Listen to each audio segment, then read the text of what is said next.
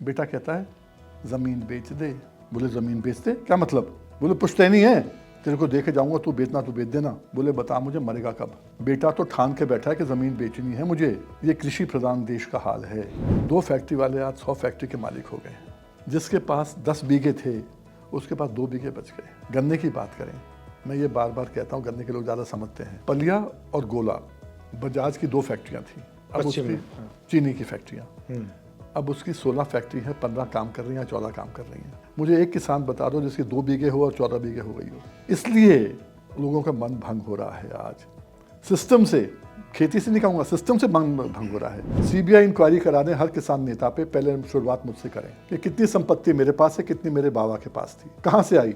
जिसके पास संपत्ति ज़्यादा होगी बाबा से, उसको किसान ट्रस्ट में डाल दें और उसका जो पैसा है, जितना है, लड़कियों की शादी हो, उनके लिए पढ़ाई के लिए हो, आगे जो बढ़ावा देना दीजिए उनको। या आप पेंशन की बात करते हैं, पेंशन में भी डाल दो, किसान पेंशन में डाल दो, कोई दिक्कत नहीं मुझे। पर आज क्या हो रहा है, किसान नेता किसान के नाम के ऊपर वो खुद तो अमीर हो रहे हैं और किसान गरीब पे गरीब हो रहा है। वही देश का हाल है। कुछ उद्योगपति बड़े हो रहे हैं और कुछ नीचे बैठे हुए हैं। ऐसे ऐसे किसान नेता बन गए जिनने कभी खेती नहीं करी। कोई विरासत में लेके आया हुआ है राजनीति को, किसान राजनीति को, और कोई किसान राजनीति में घुसा हुआ है क्योंकि कहीं और उससे जगह नहीं मिली। ये सब चीज़ें ऐसी हैं जिसमें किसान को बर्बाद करके रख दिया है, खेती को बर्बाद करके रख दिया है। अगर महंगाई बढ़ जाएगी, आप डर रहे हो, तो फिर पे कमीशन में क्यों बढ़ा रहे हो? जो जिला अधिकारी 80 साल हो गए आज आज़ादी को, 40 साल पहले उसकी तनख्वाह थी 2400 रुपया, आज उसकी तनख्वाह 2 लाख रुपया है। क्यों भाई? 40 साल पहले गेहूं कितना था, आज कितना है? डबल हुआ मैक्सिमम। 4800 तुम भी ले लो।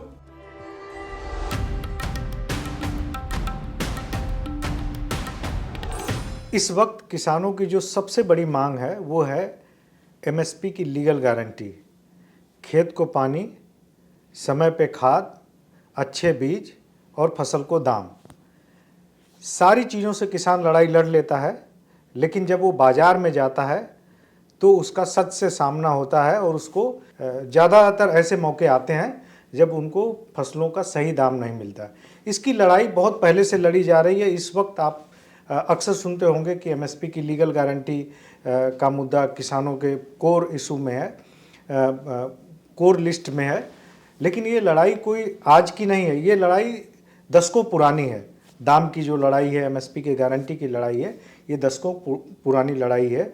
और इस लड़ाई में एक अहम किरदार हैं सरदार बीएम सिंह, जो देश के सबसे बड़े जो किसान जो परिवार हैं उसमें शुमार होते हैं।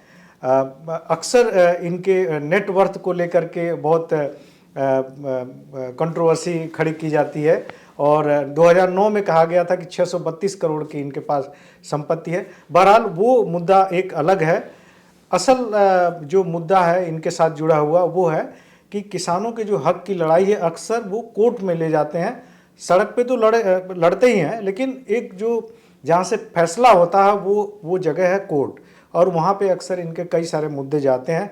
ख़ास तौर पे गन्ना किसानों का मुद्दा, कई सारे पहलुओं पे इन्होंने कोर्ट में केस कर रखे हैं और उस पर कई बार बहुत अच्छी सफलता मिली है, जिससे लाखों किसानों को फ़ायदा हुआ। आज सरदार बीएम सिंह जी हमारे साथ हैं।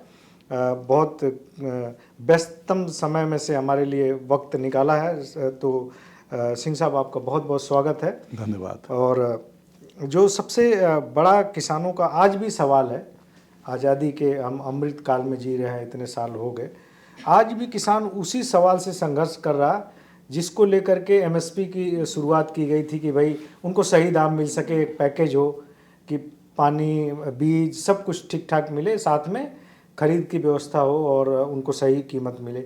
आज भी हम अमृत काल में भी सही कीमत नहीं दे पा रहे, तो इसकी मेन वजह क्या है? देखो, आपको याद होगा, ये वही देश है जहां शास्त्री जी ने एक स्लोगन दिया था, जय जवान जय किसान। जी। क्यों दिया था?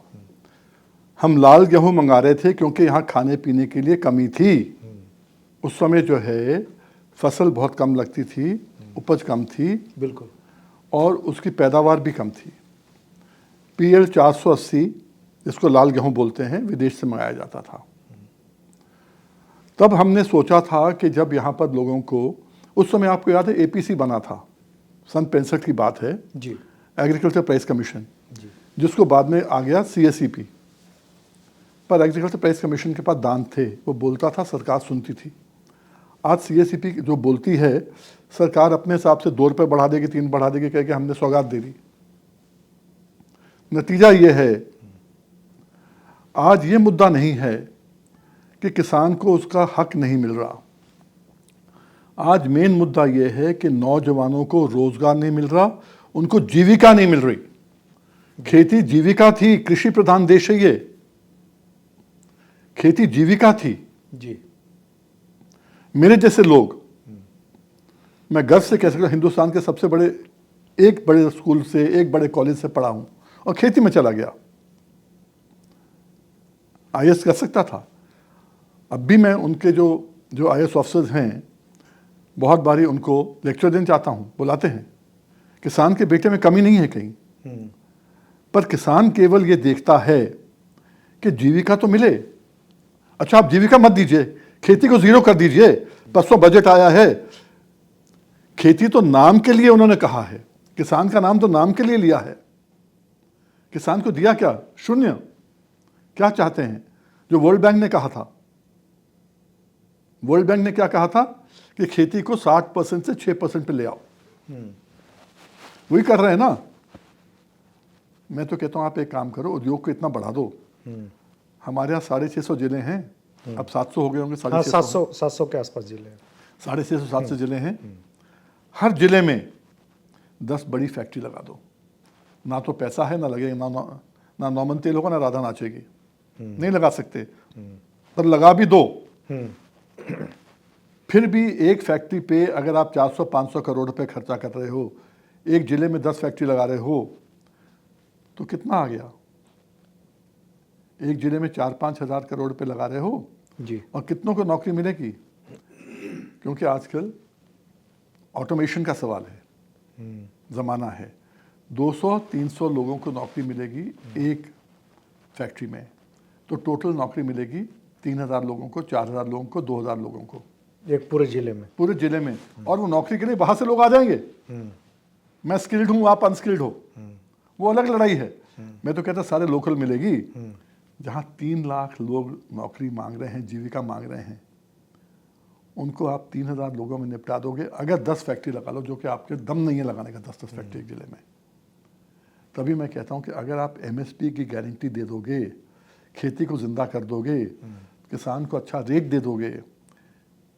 जो C2 की बात हुई थी ना, स्वामीनाथन ने किया था, C2 + 50%। वो कॉम्प्रिहेंसिव कॉस्ट था। 50% जो कॉम्प्रिहेंसिव कॉस्ट था, जी जिसमें हर चीज़ की लागत आ जाती थी। मैं 1 मिनट के लिए, किसान तो लागत लगाता ही नहीं है ना। मेरा ट्रैक्टर चलता है, कल्टीवेटर चलता है, खुरपी हर 6 महीने के अंदर, हर 6 महीने में खुरपी टूट जाती है, उसकी भी लागत आएगी। हैरो के अंदर जो डिस्क है, उसको रिपेयर कराना पड़ता है, नई चेंज कराने पड़ते हैं, वो भी लगाओ। हम नहीं लगाते। जब सब कुछ लगा लोगे तो ऐसा हो जाएगा, तो आम आदमी, जो बच्चा है, जो आज बाहर भाग रहा है नौकरी करने के लिए, नौकरी मिल नहीं रही है। आपने उत्तर प्रदेश में देखा, पीछे आज 5-6 साल पहले की बात है, चपरासियों की नौकरी निकली 6 की, और लाखों लोगों ने अप्लाई किया, जिसमें MBA भी थे, अक्सर ये खबर आती रहती है, PhD भी थे, MBA भी थे, वगैरह वगैरह। 4th क्लास के लिए अरे, PhD वाले आ रहे हैं। उत्तम खेती थी एक टाइम पे, उत्तम खेती का लड़का आज नौकरी से भाग रहा है, नौकरी के पीछे भाग रहा है और खेती से भाग रहा है। बाप कहता है ना, बेटा लाइट आ गई, जाके मोटर चला दे। बेटा कहता है जमीन बेच दे। बोले जमीन बेच दे, क्या मतलब? बोले पुश्तैनी है, तेरे को देखे जाऊंगा, तू बेचना तू बेच देना। बोले बता मुझे मरेगा कब? बेटा तो ठान के बैठा है कि जमीन बेचनी है मुझे। ये कृषि प्रधान देश का हाल है। तो ये नौबत क्यों आई? ये इसलिए ठान के बैठा हुआ, ये इसलिए नौबत आई क्योंकि सरकार, 10 सरकार ने एक फुटबॉल बना लिया किसान को। एक लात मारता इस तरफ, एक लात मारता इस तरफ, किसान कहां जाए? आज तक कृषि प्रधान देश में किसान ने अपनी पार्टी नहीं बनाई कोई। भाई इससे बढ़िया तो ये था, इससे बढ़िया तो ये थी, या ये था, नहीं भाई इसको सबक सिखाना है तो ये दे दो। वो ऐसा जूता मारता फिर वापस वहीं पहुंच जाता है। किसान का तो बेड़ा गर्क हो गया। आप मुझे बता दो, जिनकी फैक्ट्रियां थी, 2 फैक्ट्री वाले आज 100 फैक्ट्री के मालिक हो गए हैं। जिसके पास 10 बीघे थे उसके पास 2 बीघे बच गए। गन्ने की बात करें, मैं ये बार बार कहता हूँ, गन्ने के लोग ज़्यादा समझते हैं। पलिया और गोला बजाज की 2 फैक्ट्रियां थी। अब पश्चिम उसकी में, हाँ। चीनी की फैक्ट्रियां, अब उसकी 16 फैक्ट्री हैं, 15 काम कर रही हैं, 14 काम कर रही हैं। मुझे एक किसान बता दो जिसकी 2 बीघे हो और 14 बीघे हो गई हो। इसलिए लोगों का मन भंग हो रहा है आज सिस्टम से। खेती से नहीं कहूँगा, सिस्टम से मन भंग हो रहा है। सिस्टम कौन बदलाएगा? जब तक अच्छे लोग नहीं आएंगे सामने। और अच्छे लोग कहाँ से आएंगे? दलदल में अगर आप घुसोगे तो अंदर ही घुसते रहोगे ना। तो आदमी कहता है भाई चलो सहारा ले लो, तिनके का सहारा लेकर निकल जाओ उसके अंदर से। आज वही हो रहा है आज। तो नहीं सिंह साहब, जो आप कह रहे हैं, जैसे मान लीजिए कि आप श्री राम कॉलेज आप कॉमर्स में पढ़े, है ना, जहाँ से लोग पढ़ के कोई ये उम्मीद नहीं कर सकता कि कोई खेती में जाएगा और खेती करेगा। क्योंकि आपके पास बड़ा एरिया था, बड़ा रकबा था, आप खेती में चले गए, आपकी दिलचस्पी थी, है ना। वो एक अलग चीज़ है कि आप बड़े किसान हैं, आप चले गए, आपको प्रॉफिट दिखा होगा। ज़्यादातर छोटे किसान हैं जो, वो उनकी समस्या यही है कि उनको दाम नहीं मिल रहा तो वो भाग रहे हैं उससे। गार्ड की नौकरी 10,000 रुपये में करना उनको मंजूर है, लेकिन 10 बीघे की खेती पड़ती पड़ी हुई है उनकी, क्योंकि उसमें प्रॉफिट नहीं मिल रहा है। तो ये बार बार क्यों यही सवाल आता है कि जो कृषि उपज है, जो किसान पैदा करता है, उसी पे क्यों लठ सरकार मारती है और सिस्टम क्यों उसी पे लठ मारता है? क्या कोई आज अब अमृत काल में हम 75 साल के बाद भी हम यही बात कर रहे हैं कि उनको दाम नहीं मिल रहा? क्यों मैकेनिज्म नहीं बन पाया इसका कि सही दाम मिले? किसान को कमज़ोर रखना चाहते हैं। इसमें 2 वर्ग हैं देश के अंदर। कमेरा मेरे की बात नहीं कर रहा मैं। हाँ हाँ, बिल्कुल बिल्कुल, वो बात नहीं कर रहा मैं, केवल कह रहा हूँ कि एक किसान है, एक कॉर्पोरेट है। बस। कॉर्पोरेट आपको इलेक्शन में पैसे दे देगा पर आपका झंडा नहीं खड़ा करेगा, झंडा नहीं उठाएगा जी। जितना किसान को कमज़ोर रखोगे, जितना किसान को गरीब रखोगे, वो आपकी मीटिंगों में पैसा लेके आता रहेगा। इसलिए किसान को कमज़ोर रखा जाता है। जिस दिन किसान के पास भरपूर पैसा आ जाएगा, एमएसपी का मिल जाएगा, या उसको एमएसपी ढंग से मिल जाएगी, उसकी गारंटी मिल जाएगी कि इससे कम कोई लेगा तो जेल जाएगा। हम क्या बावले हैं किसान? आज कोई भी आदमी हो, अगर मैं यहाँ से जाता हूँ, मैं कहता हूँ मेरी गाड़ी में पेट्रोल लेना है, मैं कहता हूँ मैं 15 दिन में दूंगा, कोई दे देगा? कोई नहीं देगा। कोई नहीं देगा। ड्रम भरा लिया आपने 200 लीटर का, किसान ने, उसने कहा भाई मैं पैसा मुझे मिलेंगे गन्ने के तो मैं दूंगा। कोई मान लेगा? कोई नहीं मानेगा। तो हम ही बावले हैं क्या? गन्ना गेर दो, बेचो नहीं। फर्क देखो, गन्ना बेचने को कहते हैं, गन्ना गेरने गया है। गन्ना गेर दो, जब पेमेंट आएगी तब दी जाएगी, तब दिया जाएगा पैसा। गिरते क्यों हैं? हम कूड़ा गिरते हैं, भाई ये कूड़ा है फेंक देना बाहर, गिर देना बाहर। किसान ने कभी गन्ना बेचना नहीं सीखा, नेताओं ने उसको गन्ना बेचना नहीं सिखाया कभी। ये बहुत बड़ी चीज है। बेचेगा कैसे हो जब नगद पैसे मिले? तो ये तो एक्ट में ही नहीं है। एक्ट में ही 15 एक्ट कौन बदलाएगा? हाँ। आप अपने कितने अमेंडमेंट कर चुके हैं? स्टेट में आपने एक आदेश था जिसके तहत मैंने 2012-13 में जब अखिलेश सरकार ने हाथ खड़े कर दिए थे, 78 मिलों ने लॉकआउट का दे दिया था कि हम चालू नहीं करेंगे, हमें पलटा नहीं लगता। तो मैं हाईकोर्ट गया, हाईकोर्ट से आदेश लिया कि इनको टेक ओवर कर लिया जाए। गवर्नमेंट टेक ओवर कर लिया। हाँ, चंद्रचूड़ साहब थे जो चीफ जस्टिस ऑफ इंडिया थे, वो हाईकोर्ट के चीफ जस्टिस थे। उन्होंने कहा ठीक है, नोटिस दिया, 3 दिन में चालू होगी, सब मिले। आपको याद होगा, यही बीजेपी, अखिलेश की तो गलती थी, यही बीजेपी हर जिला अधिकारी के यहाँ तंबू लगा के बैठी थी कि मिल चालू करो। विपक्ष में थी ना? विपक्ष में थी। हाँ। वही है ना, किसान के कंधे इतने मजबूत हैं कि हर आदमी उस पर नाचता है। विपक्ष पे जो होता है बोले मुझको लेके आओ, मैं तुम्हें ये दूंगा ये दूंगा ये दूंगा। जब आ जाता है तो कुछ नहीं, फिर जो विपक्ष में आ जाता है वो फिर नाचना चालू कर देता है। वो अच्छा लगने लगता है फिर। क्या करेगा? आज किसान का तो बुरा हाल कर दिया है। खेती कहाँ है? आपने एक चीज़ कही थी, उसका जवाब देना चाहूँगा कि ऊपर वाले ने बख्शा है मुझे उस परिवार में, बिल्कुल, कि जहाँ पर अच्छी खासी खेती है मेरे पास। पर दो चीज़ें आपको बता दूँ, जिसके पास छोटी खेती भी होती है ना, उसके बच्चे उसको आगे बढ़ाते हैं। ये जो मेरा परिवार है बहुत बड़ा, करोड़ों लोगों का परिवार है। आपको मालूम मैंने शादी नहीं करी, बिल्कुल, तो सब किसानों के बच्चों को अपना बच्चा मानता हूँ मैं, उनके लिए कर रहा हूँ। मुझसे 10 गुना पैसा उस ज़माने में टाटा, बिरला, ये वो सबके पास था। कौन लगा रहा था किसानों के लिए? ये वही है जो सोने की चिड़िया थी, ये देश।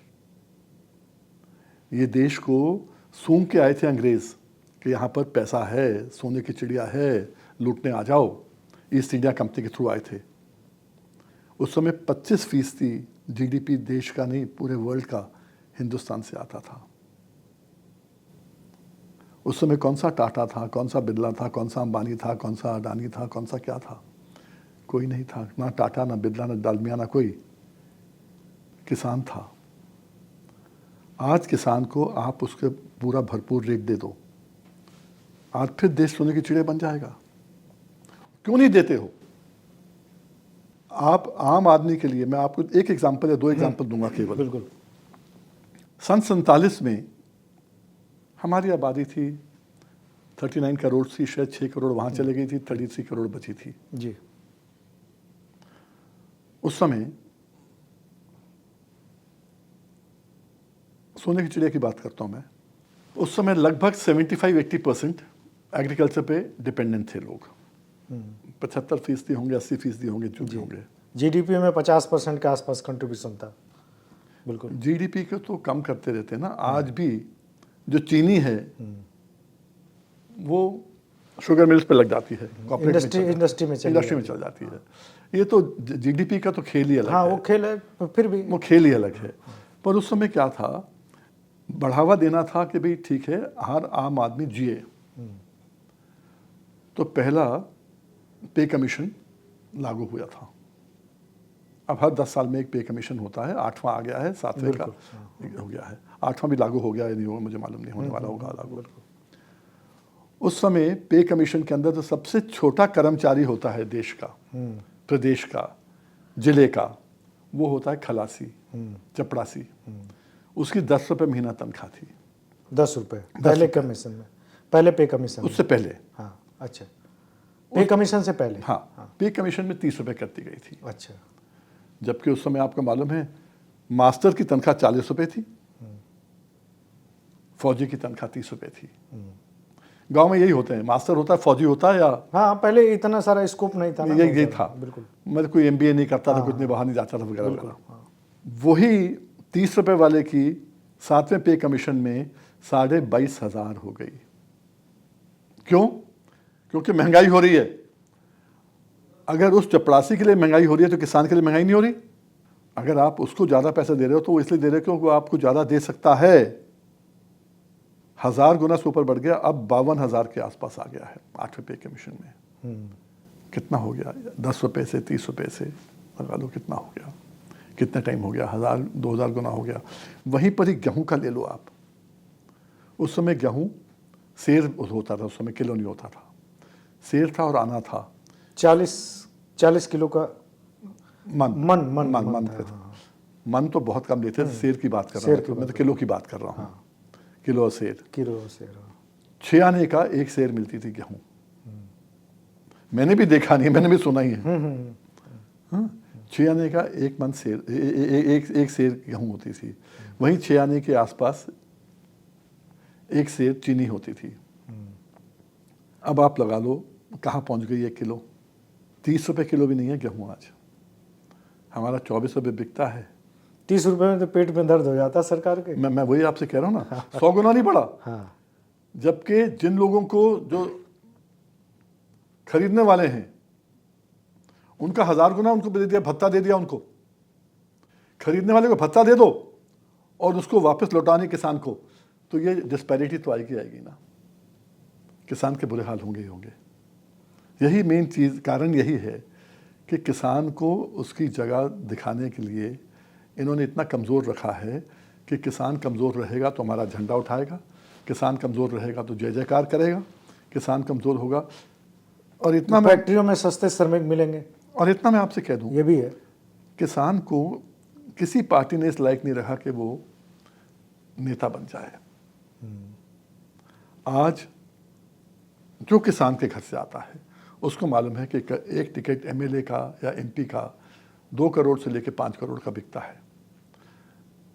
जब टिकट बिकता है उसके ऊपर से कितना लगाते हैं, किस किसान के बेटे में दम है टिकट खरीदने का, उसकी किस्मत में तो वही लिखा है कि जय जयकार करना, जय हिंद के नाम के ऊपर पार्टियों की जय जयकार करना बस। सिंह साहब, पार्लियामेंट में जो है 30-40% तो ऐसे हैं जिन्होंने अपने को किसान घोषित कर रखा है। 70%। हाँ जब आते हैं तो किसान होते हैं, हाँ, जब जाते हैं उद्योगपति हो जाते हैं।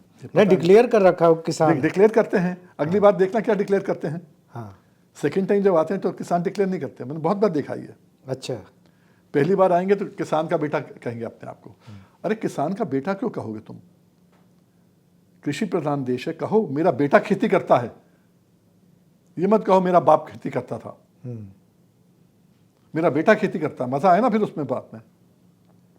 ये जो चीज़ें हैं बड़ी अजीब चीज़ें हैं, इसको हमें देश को आगे लेके जाना है। और अगर एमएसपी दे देते हैं तो क्या फ़र्क पड़ेगा आप ये समझो। आज एमएसएमई की बात होती है, हर बजट में एमएसएमई को इतना मिलेगा। एमएसएमई क्या करेगा? प्रोडक्शन, खपत कौन करेगा? 60-70% तो किसान और मजदूर हैं। उनके पास अगर लंबी जेबें नहीं होंगी, उनके पास जेब में पैसा नहीं होगा तो कौन खरीदेगा एमएसएमई का माल? आप जितना चाहे उनको दे दो। वहीं पर ही अगर आपने एमएसपी के अंदर गारंटी दे दी, एक छोटी बात, धान, मोटा धान जो है अपना, बासमती की तो बात 11-21 वगैरह की बात नहीं होती, 1509 की भी नहीं होती। धान जो है 2300 कुछ रुपए, 2369 रुपये रेट है एमएसपी। बिहार में चुनाव हुआ, वहाँ 1200-1300 का बिक रहा था, कहीं जिक्र ही नहीं हुआ। जैसे आप उत्तर प्रदेश में आते रहो, पूर्वी उत्तर प्रदेश में, तो 1400, 1500, 1600, हापुड़ तक पहुँच जाओ तो 1700-1800। ये क्यों? क्योंकि ये हरियाणा में ले जाते हैं, पंजाब में ले जाते हैं, बेचने के लिए चले जाते हैं। यही अगर गारंटी मिल जाए, मैं रेट की बात नहीं कर रहा, एमएसपी का रेट तय करने की बात नहीं कर रहा हूँ मैं। आज के एमएसपी का रेट जो आपने तय किया उसकी बात कर रहा हूँ। उसी पे गारंटी दे दो, उसी पे गारंटी दे दो, 500 का भी फर्क पड़ जाएगा तो कम से कम 20 क्विंटल धान, 30 भी निकलता है, 20 क्विंटल धान तो होता ही होता है। 10,000 रुपये का 1 एकड़ में फर्क पड़ गया। 1 एकड़ में 10,000 रुपये का, 5 एकड़ वाले को 50,000 का फर्क पड़ गया। और किसान अपने घर में पैसा नहीं रखता, जैसे दिखता है ना पैसा आने वाला है, हिसाब बनाता है, मैं ट्रैक्टर में टायर डलवाऊंगा या साइकिल में टायर डलवाऊंगा या साइकिल की चेन लूंगा या ये करूंगा, जो उसकी हैसियत मार्केट में मूव कर जाता है पैसा। वो मार्केट में पैसा आएगा, कम से कम 3-4 लाख करोड़ रुपया मार्केट में एक्स्ट्रा आएगा। तो एमएसएमई वालों को भी फायदा होगा, देश तरक्की करेगा, जीडीपी आगे बढ़ेगा। ये जो है, ये सोच पता नहीं कहाँ से आती है लोगों की कि किसान को गरीब रखो और देश तरक्की करेगा। अरे कुछ लोग तरक्की करेंगे, बिल्कुल कर रहे हैं, पर आम किसान तरक्की नहीं करेगा। वहीं पर ही आप देख लो ना कि आज की तारीख के अंदर मार्केट जो हिल जाता है, हम लोग शेयर मार्केट की तरफ मार्केट कहते हैं। कल जो डील की बात हुई है, डील नहीं है मेरे हिसाब से, एक तरफा समझौता है। समझौता भी क्या, एक तरफा संवाद है। जैसे लवर्स में होता है ना, जिसने जो कह दिया, वन साइडेड लव है वो। मोदी और ट्रंप दोस्त, पर मोदी ने कहा 50 तो 50, ट्रंप ने कहा 50 तो 50। मोदी के कहने पे नहीं, ट्रंप के कहने पे 10 से चालू हुए थे, बात थी फ्री ट्रेड एग्रीमेंट की। एफटीए से हुआ, फिर 10% पे आ गया, 26 पे आ गया, 25 पे आ गया, अब 18 पे आ गया। ये तो एक तरफा, जैसे मैंने लवर्स की बात करी, आपस में बनती नहीं है। जो किसी को देगा सौगात है, आ जाओ ना वापस, हो गया बहुत।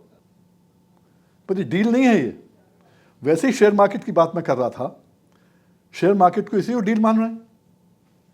चढ़ाव हो गया 3,000, 4,000, 5,000, जो भी चढ़ाव हो गया हो, इससे आम आदमी को 80% लोगों को क्या फर्क पड़ता है?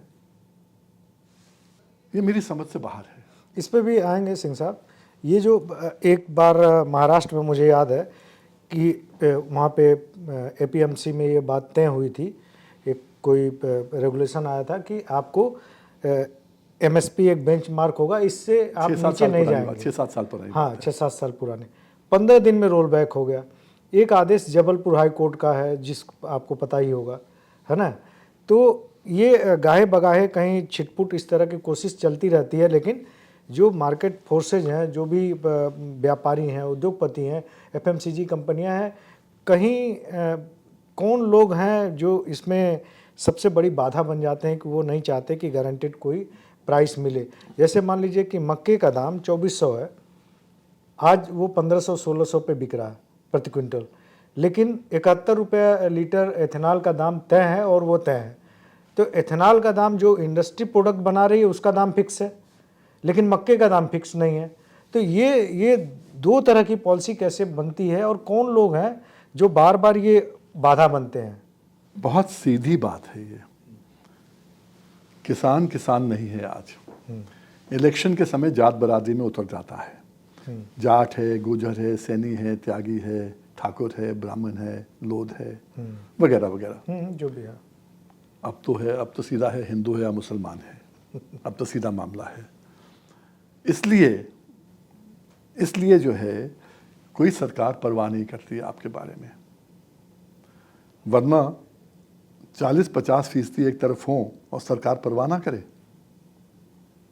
नेता बिकने को तैयार हैं। ऐसे ऐसे किसान नेता बन गए जिनने कभी खेती नहीं करी। कोई विरासत में लेके आया हुआ है राजनीति को, किसान राजनीति को, और कोई किसान राजनीति में घुसा हुआ है क्योंकि कहीं और उसको जगह नहीं मिली। ये सब चीज़ें ऐसी हैं जिसमें किसान को बर्बाद करके रख दिया है, खेती को बर्बाद करके रख दिया है। आज किसान क्या कहता है? आप चौपाल में बैठ के बात करो उनसे कभी, भाई क्या कर सकता हूँ भाई ठीक है, अभी सबका होगा तो हमारा भी हो जाएगा। वो मतलब एक किस्म से तो जो आस थी वो छोड़ चुका है। वही सबका होगा तो हमारा भी हो जाएगा भाई। अब भाई नहीं, ये देश तुम्हारा है। बच्चों के मुझे अच्छा लगता है जो नौजवान बच्चे हैं वो सामने आ रहे हैं, नहीं भाई हम करेंगे, खेती में भी घुस गए वापस। यही समय है कि उनको पूरा रेट मिल जाए। यही समय है कि उनको जो है एक उम्मीद वहां से जाग जाए, फिर तो काम चलेगा। खेती प्रॉफिटेबल होगी तभी उम्मीद जगेगी। वही मुनाफे का सौदा होगा तभी होगा ना। घाटे का सौदा कभी उम्मीद नहीं जगाता, कभी नहीं जगाता। हाँ, वो तो मायूस करता है। आज तक मायूस हो गए हैं। अब जब इनमें उम्मीद जग रही है तो इसको हथौड़े मारने की ज़रूरत है, इनको मदद करने की ज़रूरत है। इसलिए मैं कहता हूँ कि एमएसपी के अंदर अगर मिल जाएगा 3-4 लाख करोड़ एक्स्ट्रा आएगा, देश का भी फ़ायदा होगा। जो 3 trillion 5 trillion economy, 5 trillion dollar economy की बात कर रहे हैं मोदी जी, वो भी पूरी हो जाएगी। पर किसान को पीछे छोड़ के नहीं होगी। जितनी जल्दी सोच ले उतना बेहतर है। आज तक किसान की बात करते हैं। जैसे मैंने आपसे कहा कि धान के अंदर 10,000 रुपये एकड़ का आप हमें नुकसान दे रहे हो, 5 एकड़ वाले को 50,000 का नुकसान दे रहे हो, और वही 5 एकड़ वाले को 6,000 रुपये आप देते हो और कहते हो सौगात दे दी तुम्हें, किसान सम्मान योजना। वहीं गन्ने की अगर बात करें 5 एकड़ तक है, 100 रुपये कम दे रहे हो आप हमें लागत से। हम तो कहते हैं 500 होना चाहिए। अब 400 मर के आपने 400 किया है, और 500 ये नहीं कि ज़बान से कह दिया 500, आंकड़ों के साथ होना चाहिए 500। आप पे खुद के आंकड़े बताते हैं, आप पे खुद के रिसर्च ऑर्गेनाइजेशन बताती हैं कि लागत जो है 350 रुपये आती है, 50% के ऊपर लगाओ 525 आता है, तो 500 दे दो ना भाई। 100 रुपये का फ़र्क आया तो 300 क्विंटल भी गन्ना निकला, 60 क्विंटल बीघे का निकला अगर, तो 30,000 का फ़र्क पड़ा। 5 एकड़ का 1.5 लाख का फ़र्क पड़ा। वहाँ 50,000 6 महीने की फसल का, यहाँ 1 साल की फसल का 1.5 लाख रुपया, और साल में आप 6,000 रुपये दे के ताली बजवाते हो, और हम बजाते हैं। किसान को सोच बदलनी पड़ेगी, नौजवानों को सामने आना पड़ेगा, सोच में परिवर्तन लाना पड़ेगा, और इन जो आज क्या करते हैं, हर पार्टी को मैं देख रहा हूँ जीतने के लिए होड़ लगी हुई है। हम ये भी कर देंगे, ये भी कर देंगे, इसको रिजर्वेशन दे देंगे, इसको ये कर देंगे, वो कर देंगे। अरे नहीं भाई, खेती को जिंदा कर दो ना यार। वो जो आप कह रहे हैं कि इतना सा नुकसान करने पे इतना सा देते हैं, उसको सम्मान कहते हैं। कि किसी ने वो लाइन लिखी, मुझे याद आ रहा है कि सियासत कुछ इस तरह से एहसान करती है कि आंखें फोड़ देती है और चश्मे दान करती है ना। तो हकीकत है, हकीकत है वो, है ना। अच्छा, ये जो आपने एक इशारा किया कि कुछ किसान नेता हैं, हमारे तरफ से ज़्यादा गलती है कि हम किसानों के मुद्दे पे एक नहीं हो पाते। आम किसान की बात छोड़िए, जो किसान संगठन है वही खंड खंड बटे हुए हैं। सब लोग चिल्ला रहे हैं कि हमें एमएसपी की गारंटी चाहिए। कोई रेयर ही एक आध किसान संगठन होगा जो कह रहा होगा कि एमएसपी गारंटी से नुकसान हुआ, शेतकरी संगठन जैसा, कि वो एमएसपी गारंटी की बात नहीं करते। लेकिन ज़्यादातर आपको 90% से ज़्यादा, अब वो भी करते हैं, है ना, 90% से ज़्यादा किसान संगठन जो है ये कहते हैं कि गारंटीड प्राइस होना चाहिए फसलों का। तो जब मुद्दा एक है, फिर क्यों एक मंच पे आप लोग नहीं आते? खंड खंड क्यों बटे हुए हैं? दो चीज़ें बताता हूँ मैं आपको उस पे। है ना। जब मैंने अखिल भारतीय किसान संघर्ष समन्वय समिति के अध्यक्ष होने के नाते आह्वान किया था दिल्ली आने के लिए, आंदोलन के लिए जी, वो अलग बात है, लोगों ने विरोध भी किया, नहीं किया, आए भी, जो हमने कहा किया। बाद में अस्पताल तोड़ने की बात जैसे मैंने करी, 26 तारीख को वो हुआ, ये सब हुआ।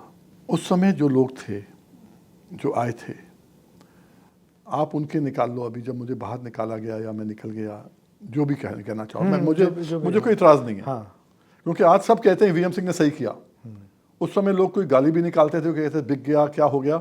अब उन्हें मालूम है कौन बिक गया, कौन नहीं हुआ। हम बदनाम नहीं होना चाहते इन चीज़ों के अंदर। हमने तो दिया है।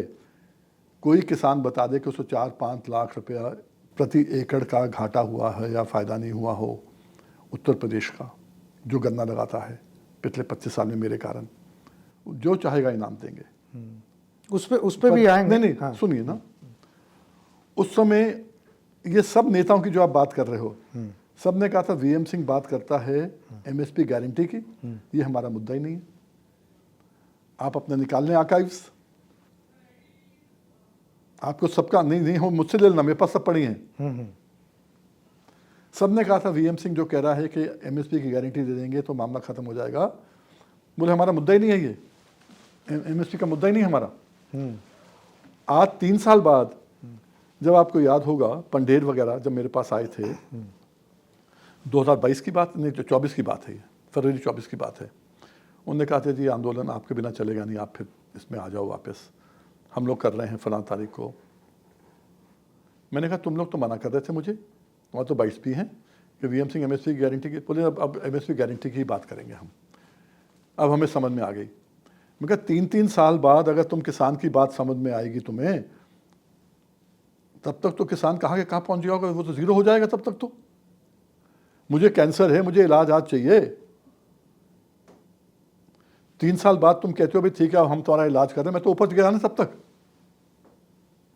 तो आप किसान नेताओं की जो बात कर रहे हो, आज सब कह रहे हैं, आप देख लेना कि 3 साल पहले, उस समय 5 साल पहले कितने कह रहे थे। सब ने अपोज किया था, नंबर 1। नंबर 2, आज किसान नेता और किसान संगठन बनाना फैशनेबल हो गया है, फैशन हो गया है। एक ज़माना था लड़की के घर लड़के वाले जाते थे या लड़की वाले घर आते थे, कहते थे बेटा क्या करता है? करता है खेती, पर शर्माते थे बताने में कि खेती करता है, क्योंकि खेती प्रॉफिटेबल नहीं है, प्रॉफिटेबल नहीं था। तो कहते थे प्रॉपर्टी डीलर का काम करता है, चाचा के साथ लगा है, ताई के साथ लगा है, वगैरह वगैरह। आज वही लोग, हम तो जी खेती करते हैं, किसान आंदोलन में गए थे। ये एक उनके लिए बेहतर चीज़ हो गई है बताने के लिए। और आप किसान संगठनों की जो बात कर रहे हैं, आपको मालूम है कितने संगठन हैं देश के अंदर, कितने बन गए हैं।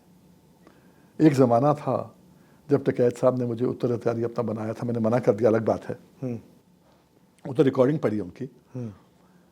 तो उस समय गिनती के 40-50 संगठन थे पूरे देश में। पूरे देश में। मुझे याद है एक बार मैं कलाम साहब से मिलने जा रहा था, अब्दुल कलाम साहब से। तो टिकैत साहब, उनकी बहन रहती थी ग्रेटर कैलाश, मेरे घर के साथ ही कभी आ जाते थे। बोले विधायक जी के प्रोग्राम है आज। मैं कहा जी मुझे वहाँ जाना है। बोले हमें भी ले चलो। मैं कहा जी देखो राष्ट्रपति के यहाँ जाना तो ऐसे नहीं होता है, प्रोटोकॉल होता है, सिस्टम होता है। मैंने अपने लिए मांगा है और एक आदमी और है मेरे साथ संगठन का, आप कहोगे तो मैं मालूम करूँ, होता नहीं है। तो फिर मैंने कहा, बोले फिर आप एक काम करो, वहाँ से आने के बाद हमारी मीटिंग में आ जाना। लोंगोवाल भी आ रहे हैं, घासीराम भी आ रहे हैं। उस समय से चौधरी चरण सिंह का था जन्म दिवस, मुझे पक्का याद नहीं है। लोंगोवाल, मैं लोंगोवाल कह रहा हूँ, क्या है वो, लाखोवाल, टकैत साहब, घासीराम, वो जो बेंगलोर वाले थे, जो बेंगलोर के थे, कहाँ के थे वो जी, तो जो भी थे ये संगठन के लोग थे। मैंने कहा मैंने कहा आप रुको, मैं बात करता हूँ। तो मैंने कलाम साहब के सेक्रेटरी से, उनसे तो बात होती नहीं थी, जाहिर बात है आदमी कहने कुछ भी कह दे। सेक्रेटरी संजय थे उस समय, उनसे मैंने बात करी। मैंने कहा महामहिम से रिक्वेस्ट करो कि आज जो है किसान दिवस है और किसान नेता आए हुए हैं, कोशिश करो कि हम लोग मिल रहे हैं, सबके सब मेरे साथ मिल रहे हैं। मैं क्या उतना ही टाइम देंगे जितना मुझे दिया गया है, ज़्यादा टाइम नहीं लेंगे। मैक्सिमम मैं सबसे कह दूंगा एक चिट्ठी सब पकड़ा देंगे, बात कोई नहीं करेगा। मुझे 15 मिनट में फ़ोन आ गया कि हाँ महामहिम ने हाँ कर दिया। कलाम साहब बहुत अच्छे आदमी थे। हाँ बिल्कुल बिल्कुल। तो हम लोग मिलने गए।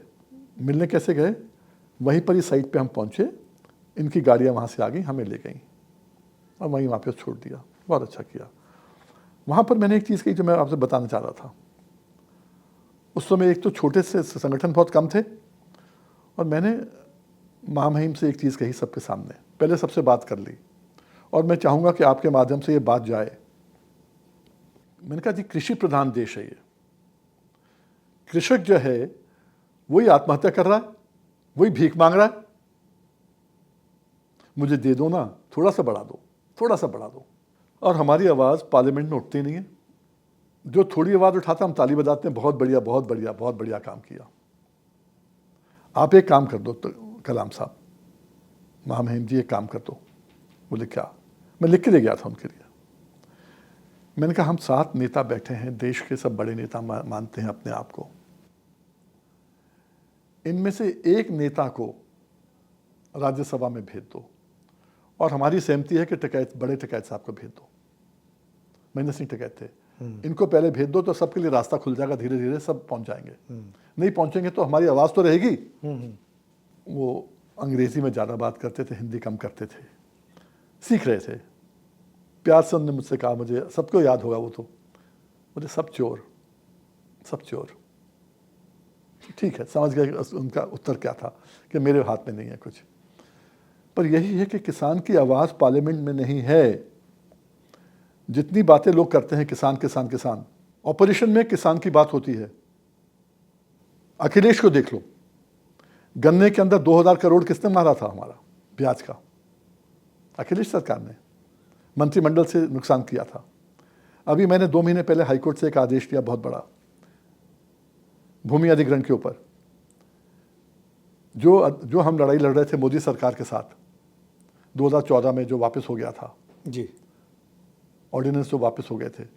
अखिलेश ने क्या किया था, 1/6/2015 को उसने जियो निकाल दिया कि जो भी एक्विजिशन हुआ है, जब नोटिफिकेशन हुआ सेक्शन 4 का, उस नोटिफिकेशन के डेट का दिया जाएगा आपको मुआवजा, ना कि नए कानून के तहत।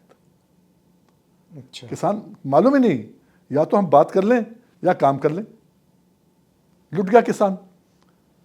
अब किसानों को उसका मुआवजा मिलेगा, फ़ायदा मिलेगा।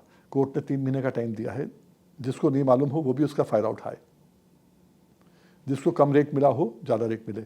मध्य गंगा नहर में भी ये हाल है। खरवा का तो केस था पीलीभीत का, एसएसबी वाला, उसमें कराया था। तो ये चीज़ें हैं जो भी सरकार, अब आज देखो ना अखिलेश को, किसान किसान किसान करेंगे बाहर बैठ के। जब सरकार में आए, सरकार में आए, कुर्सी पे थे, नुकसान कर दिया था, तो तब काटते रहो किसान को। ये सबका यही हाल है। मैं केवल भाजपा को दोष नहीं देता हूँ, सबका यही हाल है। नहीं दोष क्या देंगे, जब क्या है, जब भाजपा विपक्ष में थी तो स्वामीनाथन कमीशन का रिपोर्ट सिर पे लेके घूम रही थी कि लागू करो इसको। जब सत्ता में आ गई तो गलती उनकी नहीं है, गलती हमारी है कि हम उन जैसे लोगों को मान लेते हैं। मैं उसी बात पे कह रहा हूँ कि खंड खंड क्यों है इतना, जब मुद्दा एक है कि दाम मिलना चाहिए, गारंटी मिलनी चाहिए, तो एक मंच पे क्यों नहीं आ रहे आप लोग? क्या दिक्कत है उसमें? वही मैंने कहा ना, उस समय 40-50 लोग थे, तो एक मंच पे हम ले भी आए थे। हाँ, अब कितने संगठन हैं? 2,500 से 3,000 संगठन हैं किसान संगठन? जी।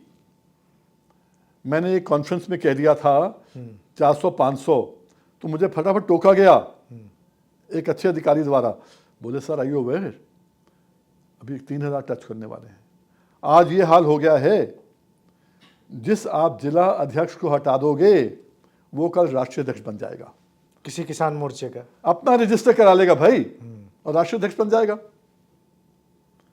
आपने जिला अध्यक्ष हटाया किसी को, वो राष्ट्रीय अध्यक्ष बना हुआ है। और इसका ज़्यादा दोष मैं फिर दूंगा अखिलेश सरकार को। इन्होंने कर दिया था कि 22 तारीख, हर 22 या 23 जो भी थी, हर माह की ये किसान नेता मुझसे मिल सकते हैं, डीएम से अपना काम करा सकते हैं। अच्छा, 5,000 में रजिस्ट्रेशन करो और जाके अपना काम कराओ। दुकानें खुल गई थी। आज आपकी बात में बहुत दम है कि अगर इकट्ठे आ जाएं तो बहुत कुछ हो जाए। सबके अपने ईगो अभी हैं। ईगोज नहीं है। हाँ, नहीं इसमें ईगो कहीं ज्यादा मुझे दिखता है, क्योंकि ये ओम प्रकाश जी, ईगो जब- नहीं है, जब आपका नियत लक्ष्य- नहीं है। जब आपका लक्ष्य एक है। लक्ष्य नहीं है ना, नियत नहीं है। बोलने की बात अलग है, हाँ, राम राम कर रहे हो, अंदर से मारा मारा मारा कर रहे हो। जाप में फर्क है ना, ईगो नहीं है। ये मंशा ही नहीं थी कभी। मंशा ये थी कि मेरे पास ये है, अब ये कैसे जोड़ा जाए, इसके साथ कैसे फायदा उठाया अच्छा, जाए। आप इस पे भी जो आपने बात कही है कि उसे कैसे जोड़ा जाए, तो ये जो संपत्तियों की भी आपने बात करी थी, सारे किसान नेताओं की संपत्ति की जांच जांच कराई हो। जाए, सब अपना डिक्लेयर करें कि मैं किसके पास कितनी संपत्ति पहले थी, अब कितनी संपत्ति है। अभी पीछे जब हमारे 25 साल हुए थे एमएसपी गारंटी किसान आंदोलन के, हमने 2000 में किया था, तो पूरा उत्तर प्रदेश उस साइड से बिल्कुल बंद हो गया था। सारी ट्रेनें, सारे रोड, सारे जैम हो गए थे। एक मुख्यमंत्री बदला गया था, राजनाथ सिंह पहली बार मुख्यमंत्री बने थे, एमएलए नहीं थे वो। राम प्रकाश गुप्ता को हटाया गया था। बिल्कुल होता है, रातों रात। हाँ, उस समय इनको दिल्ली बुला के मुख्यमंत्री बनाया गया था। उसके 25 साल होने पे हमने किया था। उस समय हमने सपा के एमपी जो हमारे भाई हैं हरिंदर मलिक, उनको भी बोला। लालपुरा साहब बीजेपी में हैं। जी, पहला मंच होगा जिसमें बीजेपी और सपा दोनों साथ थे, क्योंकि वो हमारे 25 साल के थे, पर्सनल व्यवहार से थे।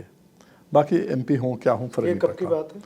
ये 25 अक्टूबर की बात है या 26 अक्टूबर की बात है। इसी साल 25 में? मैंने किताब भी विमोचन की उस 2025 समय। हाँ, इन लोगों ने विमोचन इकट्ठी किताब की थी। ठीक है। उस समय जो है मैंने लालपुरा साहब से कहा, और मैंने ओपनली कहा, मंच पे कहा, मैंने कहा भाई साहब आप पार्लियामेंट्री बोर्ड के मेंबर हैं, बड़ी शख्सियत है आपकी भाजपा के अंदर, मेरा एक काम करा दें, ये पूरे किसान, हजारों किसान जो घर खड़े हैं, इनकी मांग पूरी हो जाएगी। सीबीआई इंक्वायरी करा दें हर किसान नेता पे, पहले शुरुआत मुझसे करें कि कितनी संपत्ति मेरे पास है, कितनी मेरे बाबा के पास थी, कहाँ से आई। जिसके पास संपत्ति ज़्यादा होगी बाबा से, उसको किसान ट्रस्ट में डाल दें, और उसका जो पैसा है जितना है, लड़कियों की शादी हो, लड़कियों के लिए शादी हो, उनके लिए पढ़ाई के लिए हो, आगे जो बढ़ावा देना दीजिए उनको। या आप पेंशन की बात करते हैं, पेंशन में भी डाल दो, किसान पेंशन में डाल दो, कोई दिक्कत नहीं मुझे। पर आज क्या हो रहा है, किसान नेता किसान के नाम के ऊपर, वो तो खुद तो अमीर हो रहे हैं और किसान गरीब पे गरीब हो रहा है। वही देश का हाल है। कुछ उद्योगपति बड़े हो रहे हैं और कुछ नीचे बैठे हुए हैं। कम से कम वो ये मेहनत। मांग आपने सीबीआई जांच की किससे की थी? सरकार से? लालपुरा साहब जो हैं आए थे उस दिन, मैंने बताया आपको, 2 बार नाम उनका लिया। ये बीजेपी के पार्लियामेंट्री बोर्ड के मेंबर हैं, 11 मेंबर हैं, 9 मेंबर हैं, जो भी हैं।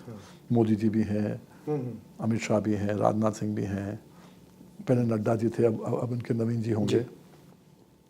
मैंने कहा था ये काम आप करा दो, इतना बड़ा काम हो जाएगा कि ये क्लीन हो जाएगा सिस्टम। जब लीडर ही सब एक्सपोज हो जाएंगे। बेईमान जो लीडर अपनी दुकानें बंद करके बैठ जाएंगे, जो पकड़ाई में आएगा दुकानें बंद करके बैठ जाएगा। जी मैंने तो खोला नहीं था कभी, मैं तो हूँ ही नहीं। आज सब लीडर बने बैठे हैं, आधे तो अनरजिस्टर्ड हैं। आप रजिस्टर्ड को क्या कर लोगे, अनरजिस्टर्ड को क्या कर लोगे, वो एक अलग बात है। बट हकीकत यह है कि आज किसान के नाम पे आप कमा रहे हो। वही नेता को अगर नौकरी मिल जाती बढ़िया सी, मैं नाम ना लेते हुए बताऊंगा, मेरे अखिल भारतीय किसान संघर्ष समन्वय समिति के अंदर, आप समझ भी जाएंगे, हमारे वर्किंग कमेटी के अंदर एक आदमी था। मैंने सबके सामने उससे पूछा, मैंने कहा अगर आपकी आम आदमी पार्टी में लड़ाई नहीं हुई होती तो फिर भी क्या किसान की बात करते? हम भाई बाद में बात करेंगे, बाद में बात करेंगे। समझ गए, सब समझ जाएंगे। सबको समझ। तो एक किसान नेता बनना फैशनेबल हो गया भाई। जो फैशन के लिए आएगा, मजबूरी में आएगा कि मुझे रास्ता और नहीं मिल रहा, यहाँ चलो, जहां उसको कोई और रास्ता मिलेगा वहां निकल जाएगा। तो पैरवी कौन करेगा? जो आज बहुत लोग कहते हैं टूरिस्ट हैं, हर इलेक्शन में एक नया नाम है कि ये तो पॉलिटिकल टूरिस्ट आ जाते हैं बात करने के लिए। किसानों के साथ भी यही हाल है कि नए नए नेता आ जाते हैं किसानों की बात करने के लिए। तभी आपकी जो बात नहीं पूरी हो सकती कि इकट्ठे कैसे बैठ जाएं। अभी 10 तारीख में फरवरी में लखनऊ में इन्होंने रखी एक बैठक छोटी सी कि 2027 में कैसे किया जाए। मैं अभी आपको कह रहा हूँ शायद नतीजा नहीं निकलेगा। तो मुझे लगता है मंशा होगी तो नतीजा निकलेगा। अगर मंशा ही नहीं है, नियत ही नहीं है, वही हाल देश का है। इतनी नीतियां हैं, देश की नियत नहीं है, सरकारों की नियत नहीं है, क्या करोगे आप? ये जो आपकी बात का लबुल हुआ भी है कि लीडर कम है, डीलर ज़्यादा है, इसलिए ज़्यादा दिक्कत हो रही है। अब जैसे है ना, मैं मानता हूं कि ये डील बहुत अच्छी है और मोदी जी इसको जो डील को मान लें। जैसे ट्रंप की डील थी, उसको डील बोल रहे हैं ना। ट्रंप ने तो एक साइड ही आदेश दिया, जिसे डिक्टाट बोलते हैं अंग्रेजी में, कि ऐसा होगा, 18 होगा, 22 होगा, ये होगा। वही मोदी जी ने पहले किया था कि 6,000 दे रहे हैं, ये दे रहे हैं, अपने आप ये वन साइडेड था। अब डील कर लें लोगों के साथ, बिठा लें किसान नेताओं को, किसानों को, और किसान नेताओं पे सरकारी किसान नेताओं को नहीं। आज आपको मालूम है, आज बहुत सरकारी किसान नेता है, आज बहुत सरकारी किसान नेता हैं, और उनसे बात करके एक डील फाइनलाइज कर लेते हैं, समझौता कर लेते हैं और कहते हैं किसानों से बात हो गई। आपके पास तो इतना ग्राउंड वर्क है। अगर आपको किसी की बात नहीं सुननी, वीएम सिंह की बात तो सुनो ही मत। मैं आपको बताऊं, ये जो बात हुई है ना एग्रीकल्चर में, एफटीए के अंदर जो बात हो रही थी जी, ये रुकी कैसे थी? इन्होंने तो सेक्रेटरी भेज दिया था अपना, जो भी संजय अग्रवाल था, जो भी था, भेज दिया था अपना बात करने के लिए। फिर वापस बुलाया। कैसे वापस बुलाया? वो स्वदेशी जागरण मंच, आरएसएस और किसान संघ, पहली बात उनकी तीनों की मीटिंगों में मुझे बुलाया गया था, और मुझे नहीं बुलाया गया था, और उनने इतना दबाव डाला कि वापस करना पड़ा। वही दबाव हमने आरसेप में डाला था, आपको याद होगा, जब सिंगापुर में कर रहे थे, दूध बेचने की बात कर रहे थे। जब आपको मालूम है कि 86% किसान देश का छोटा है, मार्जिनल है, वो दूध पे ही निर्भर है, उसको क्यों काटने पे तुले हो? आज भी जो डिक्टाट हुआ है 18%, कल को ये 6% हो जाए या 0 हो जाए या 24 फिर वापस चल जाए या 25 चल जाए, ये किसको मालूम है? उनके रेमो करम पे है ना। और अगर इसमें एग्रीकल्चर आ जाएगा तो किसान लुट जाएगा। लेकिन अभी तक का तो ये नहीं है कि एग्रीकल्चर इसमें शामिल है। खासतौर पे सोयाबीन और मक्का और डेयरी को लेकर के सरकार का स्टैंड बिल्कुल क्लियर था कि हम नहीं करेंगे, इस पे खोलेंगे ही नहीं लगातार, क्योंकि आरएसएस की भी मंशा यही थी। हाँ, बिल्कुल। मैं तो आरएसएस खुद कह रहा स्वदेशी जागरण मंच जो आरएसएस उनका विंग है, हाँ उनका विंग है, उनकी भी मंशा यही थी कि ये नहीं खोला जाना चाहिए। इसका जो मुद्दा है वो उस पर भी मैं उसमें अगर बता दूं आपको, यहीं पर ही हाथ के हाथ बता दूं। हाँ। आपका जो कहना है कि ये चीज़ें नहीं आएंगी बीच में, इन्हीं की सेक्रेटरी ने, यूएस सेक्रेटरी ने क्या कहा है कि इन चीज़ों से उनको फ़ायदा होगा। अभी जो एक तरफा जो प्यार हो रहा है उन्होंने कुछ नहीं, कह दिया उसमें है। उसमें मैं डेटा बता देता हूँ कि अभी मैं थोड़ी देर पहले ये देख रहा था जब ये ट्रेड डील की बात आई कि हम एग्री एक्सपोर्ट में, जो अमेरिका सबसे बड़ा हमारा खरीदार है कृषि उपज का, भारतीय कृषि उपज का, हम करीब सालाना 52-53 हज़ार करोड़ की जो एग्री उपज है वो एक्सपोर्ट करते हैं। 4.5 लाख करोड़ जो टोटल एक्सपोर्ट है उसका सबसे बड़ा साझीदार वही है। जो हमारा इंपोर्ट होता है वहाँ से वो हमारा 18-18.5 हज़ार करोड़ का पिछले साल का है। तो एग्री वाली चीज़ें तो इंपोर्ट होती हैं, एक्सपोर्ट भी होती हैं, लेकिन सरकार ने अभी तक का वो है कि कोई भी जो जिस पे डिस्प्यूट था कि हम जेनेटिकली मॉडिफाइड सोया और मेज हम इंपोर्ट करने पे ट्रेड डील जो रुकी हुई थी, जो हर्डल था, उस पे सरकार ने बिल्कुल अभी तक कोई पत्ते नहीं खोले हैं कि उस पर कोई बात हुई है या नहीं हुई मैं तो है। आपकी बात से सहमत हूँ ना। हाँ। अभी हमें कुछ मालूम ही नहीं है उसके बारे में। हाँ। भाई पहली बात डील की, अगर डील की बात करते हैं, डील होता है मेरा बैठ के समझौता होना, फिर उसके बाद इसका ये इसका निष्कर्ष निकला या नहीं निकला। डील तो है ही नहीं, ये तो एक तरफा हो रहा है। अब मालूम चलेगा धीरे धीरे कि एक तरफा क्या है। सिंह साहब, क्या चीज़ डील तो वो हुई थी जो WTO में हाथ कटवा के आए, वो तो है ना। WTO में हाथ कटवा के आए, जिसकी अभी तो इस पे कुछ क्लियर नहीं हुआ। तो उसका देखिए हर कहीं ये किसानों का जब मुद्दा आएगा तो हाथ कटवाने का ही मुद्दा आएगा, क्योंकि किसान अपने हाथ चलाता नहीं है। आसिफ की मैंने बात करी थी तब भी यही हाल था। आपको क्या लगता है किसान नेताओं के निकलने से फर्क पड़ा था? नहीं, फर्क पड़ा था RSS से, फर्क पड़ा था ये जो स्वदेशी जागरण मंच से, फर्क पड़ा था किसान संघ से, जो इन्हीं के अपने इनके संगठन अपने हैं और इनकी बात ज़्यादा सुनते हैं। हम जैसे लोगों की बात नहीं सुनते। ऐसे उनको दम मिलता मेरे कारण, हमारे जैसे लोगों के आपने कारण। कभी PM साहब से, मोदी जी से आपने कभी टाइम मांगा कि भाई इस मुद्दे पे बातचीत हो कि भाई MSP गारंटी अगर मिल जाएगी तो नुकसान क्या है? कभी टाइम मांगा आपने? कभी? देखिए ऐसा है, ठप्पे लगे हुए हैं उनके ऑफिस के टाइम मांगने के। अच्छा। PM VM को टाइम क्यों देगा? उनको वो लोगों से बात करना है जो उनकी बात सुने, जो उनको बात समझाएं।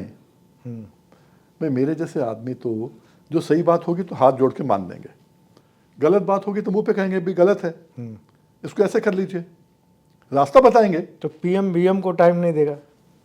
कहाँ दिया अभी तक? और मैं मांगना छोड़ दिया।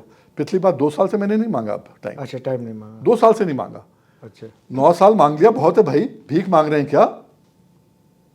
बहुत सीधी बात है, मुझे अपने लिए टाइम नहीं चाहिए।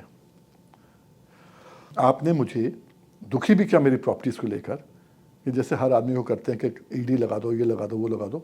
ED तो हम पे लग नहीं पाती, पर हाँ कोर्ट कचहरी में जरूर तंग कर देते हैं, ठीक है, हर गवर्नमेंट करती थी। पर हमने दबना नहीं सीखा। जब कोर्ट कचहरी से करोड़ों लोगों का फ़ायदा करा रहे हैं, कम से कम उत्तर प्रदेश में किसानों को 1 लाख करोड़ का फ़ायदा उनके घरों में पहुंचा चुके हैं। 1 लाख करोड़, गिनती से बोलता हूं मैं।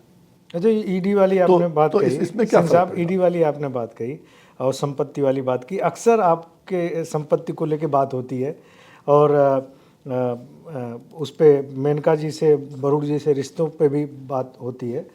ये जो संपत्ति वाला मुद्दा है, ये आप बता ही दीजिए ना कि एक्चुअल में कितनी आपके पास खेती है, कितनी संपत्ति है। और साथ में मैं दोस्तों ये बता देना चाहता हूँ कि जो VM सिंह जी के जो दादाजी थे, वो ब्रिटिश काल में भारत के एडिशनल होम सेक्रेटरी थे और उस टाइम के जो 10-12 लोग ICS करने वाले थे देश में, उनमें से एक थे। और साहिवाल गाय के को लेकर के उनको सर की उपाधि ब्रिटिश काल में मिली थी। तो पुराने रईस हैं, लेकिन बहुत कन्फ्यूजन बना रहता। जैसे आपने कहा, अमित मालवीय ने ट्वीट किया उस टाइम जब किसान आंदोलन पार्ट 1 चल रहा था, आप छोड़ के गए थे उसमें। तो एक्चुअल में आप बता ही दीजिए, खुद ही बता दीजिए तो ज़्यादा बढ़िया रहेगा। किसानों को भी पता चल जाएगा कि हमारे बीच एक ऐसा बंदा है जिस पे हम लोग वो कर सकते हैं, प्राउड कर सकते हैं भाई। मेरी संपत्ति वो नहीं है। मेरी संपत्ति है कि 1 लाख करोड़ जो किसानों के घर में पहुंचाया है, वो संपत्ति है मेरी। हाँ। जहाँ तक सवाल उठता मेरा, हाँ। ये अमित मालविया का जो ट्वीट था 632 करोड़ का, वो तो उसने 2009 के आधार वो पर तो बोला मेरे था उन्होंने। वो तो मेरे एफिडेविट से निकाला है ना, वो तो हाँ। मैंने दिया है। उसने कौन सी खोजबीज की है? 632 करोड़ तो वो सही क्लेम कर रहे हैं, जब आपने कहा एफिडेविट से कर रहे हैं। उसमें देखो 1 रुपए की चीज़ आज 4 रुपए की हो गई होगी जरूर, या 5 रुपए की हो गई होगी। ज़मीनों के रेट बढ़ गए हैं। हाँ। ज़मीनों के आधार पे था सब। पहली चीज़ तो वो जितनी बढ़ गई हो, जिस घर में रह रहे हो उस घर का अगर वैल्यू बढ़ती है तो आदमी देखता नहीं है कि यार हमें बेच के थोड़ा जाना है, कहीं भी रहना है। जी। नंबर 1, जहाँ तक आपने कहा मेनका गांधी का, हमारे दादा जो हैं उनके नाना थे। अच्छा। संपत्ति विवाद सुप्रीम कोर्ट तक चला, उनकी माँ ने चलाया, सुप्रीम कोर्ट तक हार गई। जितना उनको मिलना था उससे बहुत ज़्यादा ले लिया, दे दिया। कोई देगा तभी तो कोई लेगा। बिल्कुल। उसके बावजूद अगर नीयत किसी की खराब हो जाए तो फिर चलते जाता है विवाद। अब भी सुप्रीम कोर्ट में हारने के बाद वो जबलपुर हाई कोर्ट पहुंच गई हैं। जबलपुर हाई कोर्ट में हारने के बाद सुप्रीम कोर्ट आना सुनना है। सुप्रीम कोर्ट से हारने के बाद जबलपुर हाई कोर्ट जाना कभी सुना नहीं है। दुखी करने की बात है। मंत्री थी तब चालू हो गया नाटक, कोई दिक्कत नहीं है। अगर इनका हाथ होता है। वरुण गांधी भी तो किसानों के मुद्दे बहुत सारे उठाते रहते हैं बार बार। आप भी उठा रहे हैं, उनके खिलाफ अपने चुनाव भी लड़ा। देखो वो तो बच्चा, उसकी मैं क्या बात करूंगा। हाँ। मैं जो बच्चा गोद में खेला हो उसकी बात करना ठीक भी नहीं है। और जहाँ तक सवाल उठता है, बाकी नेताओं की बात कर दूँ आपको, मुद्दा उठाना अलग बात है, कुछ करना अलग बात है। आज तक बहुत किसान नेता हैं या बहुत किसान नेताओं की बात करने वाले लोग हैं, एमपी हैं।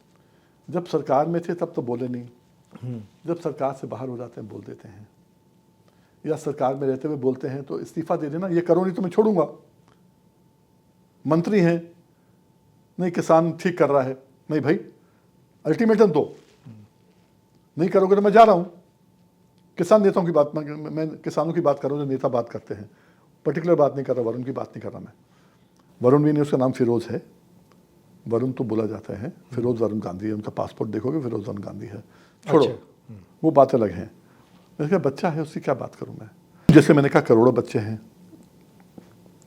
जहां तक बात रही किसानों की बात करने की, कृषि प्रधान देश में लोग किसानों की बात नहीं करेंगे तो किसकी बात करेंगे।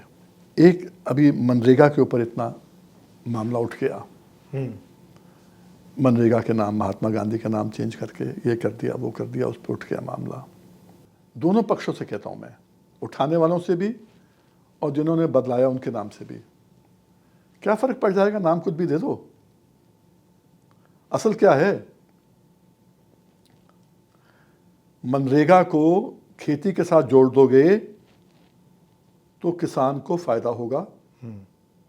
हम तो कहते हैं कि कभी किसानों की सरकार बने, जितना मनरेगा का रेट होगा 100 रुपये बढ़ के किसान देगी उसको, राज्य सरकार देगी उसको, और वहीं पर ही उसको लिंक करेंगे एग्रीकल्चर के साथ।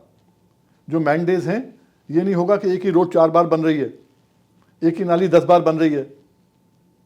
भाई आप 5 एकड़ ज़मीन है, 50 आपको दिहाड़ियाँ मिलेंगी अंदाज से, जो भी आपका मास्टर रोल कहता है।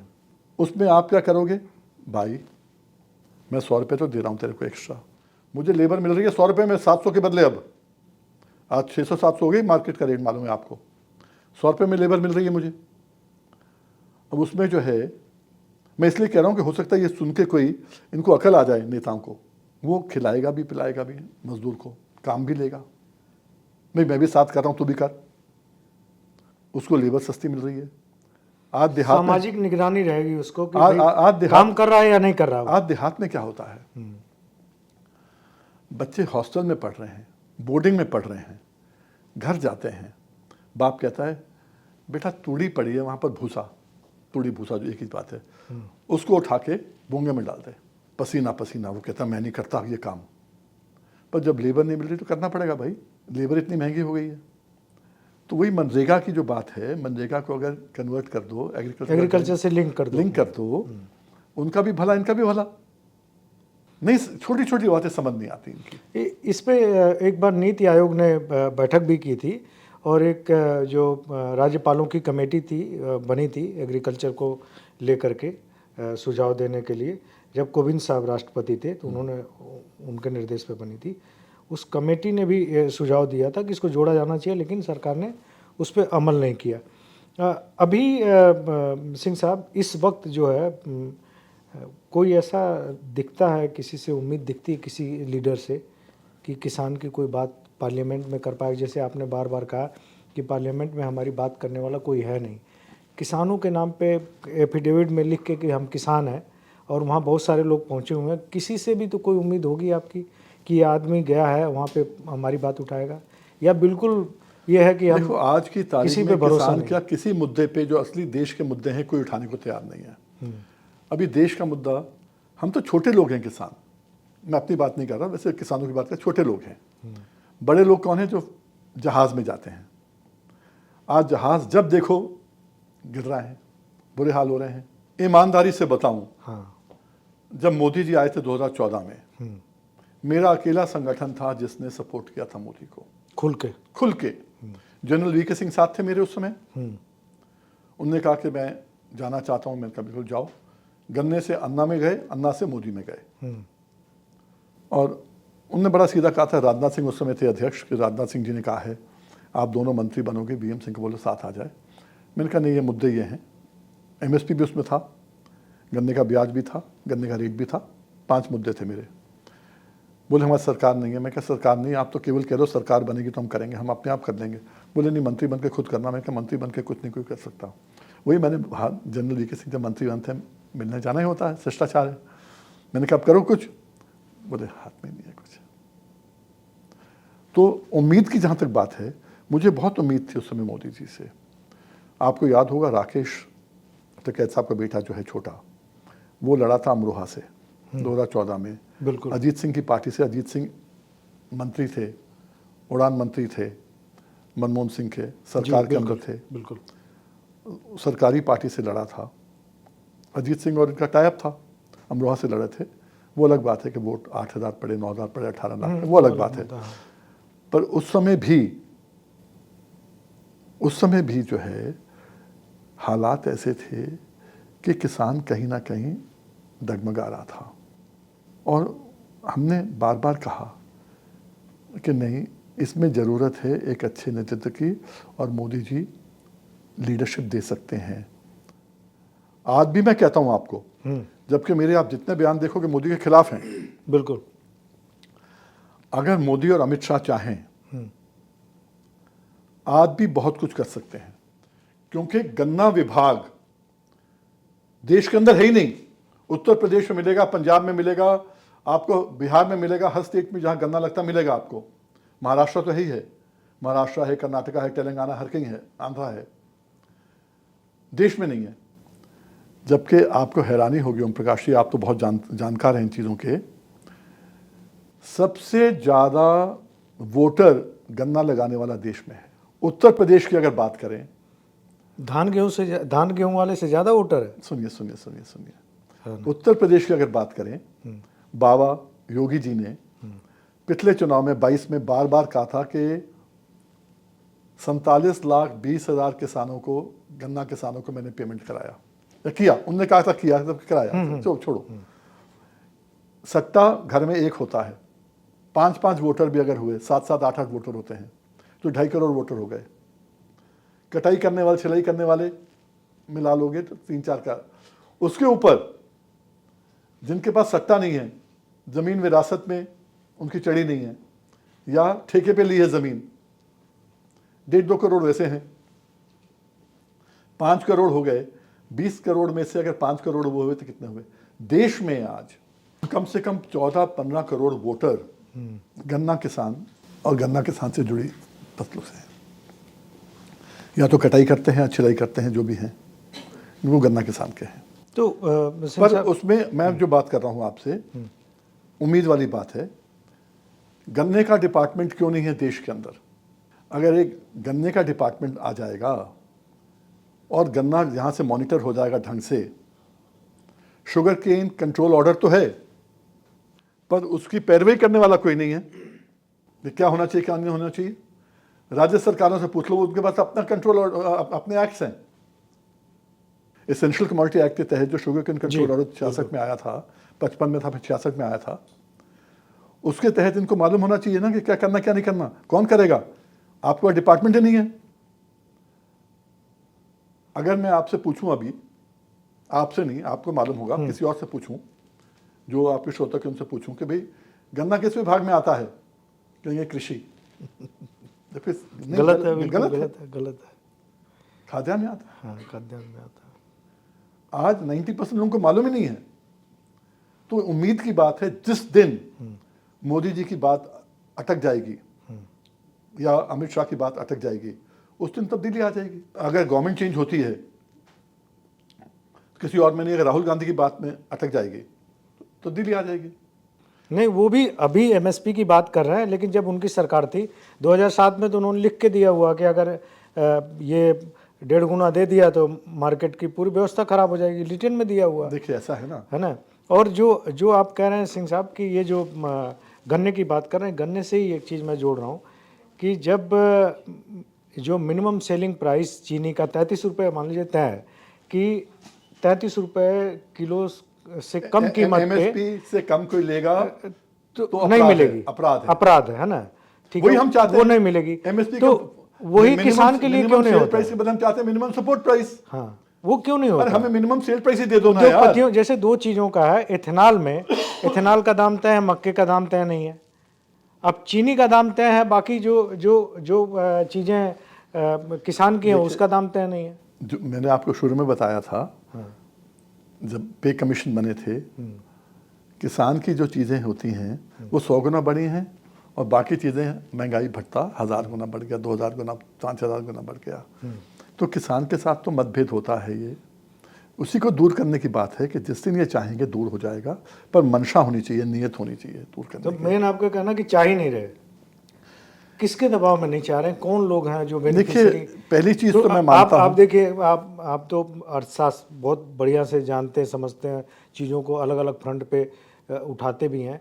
बहुत सारे लोग ये बार बार कहते हैं कि गारंटी देने के बाद पूरा महंगाई बढ़ जाएगी, जबकि एमएसपी जब तय होती है तो महंगाई वाला फार्मूला उसमें रखा जाता है। नहीं, मैं अलग बात कहता हूँ आपकी, आप ही की बात को लेकर अलग कहता हूँ।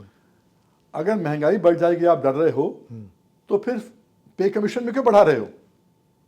जो जिलाधिकारी 80 साल हो गए आज आज़ादी को, 40 साल पहले उसकी तनख्वाह थी 2400 रुपया, आज उसकी तनख्वाह 2 लाख रुपया है। क्यों भाई? 40 साल पहले गेहूं कितना था, आज कितना है? डबल हुआ मैक्सिमम। 4800 तुम भी ले लो। ये मतभेद जो है, किसान की बात सुनने वाला कोई नहीं। जैसे मैंने आपसे कहा, इनको ना घाटा उद्योगपतियों को होने वाला है, ना घाटा सरकार को होने वाला है। जो आसपास घूमते हैं ये, कभी हिंदुस्तान पाकिस्तान, मुसलमान हिंदू मुसलमान, कब्रिस्तान, ये है वो है, शमशान करते करते घूमते हैं। इससे बेहतर अगर किसान की बात करें तो कोई सरकार वापस आने से कोई रोक नहीं सकता उसको। पर किसान की बात तो करें। किसान ऐसा आदमी है, खुद भूखा रहेगा, दूसरों को खिलाता है। आप जाइए किसी घर में रात में, उसने खाना नहीं खाया होगा, आपसे कहेगा खाना खाया? आपने कहा नहीं भाई, मैं तो अभी आया हूं। बोले खाना बच गया, तेरे नाम का बचा, खा ले। और खुद भूखा सो जाएगा, आपको खिला देगा। किसान ऐसा है, अगर आप करके तो देखो उसके लिए। किसान आपको चढ़ा देगा, एक के बदले 4-4 वोट दिलाएगा आपको, पर नहीं। तो मेन है कि मंशा नहीं है, मंशा नहीं है, नियत नहीं है। और उम्मीद है, उम्मीद पे दुनिया कायम है। हमारी तो उम्मीद यहां तक है कि सेहत रहे। तो ये लोग नहीं करेंगे तो अपनी सरकार बनाओ, क्या दिक्कत है? आज अगर उत्तर प्रदेश में गांव-गांव में फैल जाए कि वीएम सिंह गन्ना मंत्री होगा या किसानों की सरकार होगी, 500 गन्ने का रेट होगा, हर आदमी यकीन करेगा कि जो आदमी मुझे दिला रहा है पैसा अपने हक से, अपनी मेहनत से, अपने सबसे लड़के, उसकी बात पे विश्वास क्यों ना करें? आदमी देगा। पर अगर नहीं किया मैंने कभी, तो कभी किसी पे विश्वास नहीं करेगा। चलते चलते एक चीज़ मैं आपको बस एक डेटा दूंगा और उस पर मैं चाहूँगा कि वो करिए। देखिए, मनसा की जो बात कर रहे हैं, एमएसपी पे बहुत सारा सवाल उठता है। हम लोग भी लगातार लिखते पढ़ते रहते हैं कि मनमोहन सिंह जी के 10 साल के कार्यकाल में एमएसपी पे जो टोटल खर्च था वो था 7 लाख करोड़ के आसपास का टोटल एमएसपी पे खर्च। मोदी जी के 10 साल के कार्यकाल में 23 लाख करोड़ के आसपास का जो खर्च। साथ साथ ये भी बता दें, हाँ। उस समय पूरा बजट कितने का था, अब कितने का बजट है? नहीं, मैं वही बात कर रहा हूँ उस पे इसलिए क्योंकि ऐसा नहीं कि वो महंगाई बढ़ी है उसके हिसाब से है, जो एमएसपी के लाभार्थी हैं वो भी बढ़े हैं, है ना, जो खरीद की क्वांटिटी है वो भी बढ़ी है, दोनों चीज़ें बढ़ी हैं।